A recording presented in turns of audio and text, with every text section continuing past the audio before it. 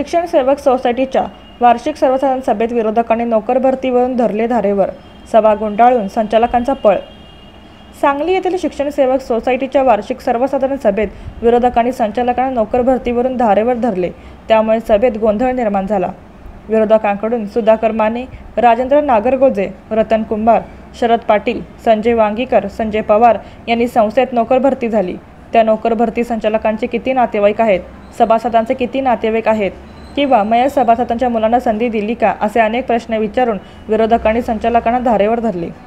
या नोकर भरती संचालक मंडळ व मार्गदर्शक समितीचे सदस्य यांच्याच नातेवाईकांना संधी देण्यात आली आहे, असे आरोप सुधाकर माने व राजेंद्र नागरगोजे यांनी केले। तासगाव जागेबाबत प्रश्नाचे उत्तर मिळू शकले नाही। मिरज नवी इमारतीबाबत उत्तर मिळू शकले नाही। विरोधकांच्या कोणत्याच प्रश्नांना उत्तर मिळाले नाही।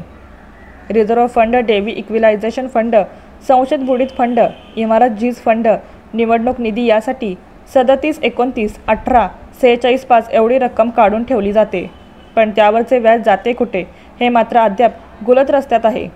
यावर काहीही बोलले जात नाही। याचा खुलासा संचालकांनी करावा अशी मागणी करण्यात आली। CA बदलण्याबाबत रतन कुंभार यांनी मागणी केली असता यावर विचार केला जाईल असे सांगितले।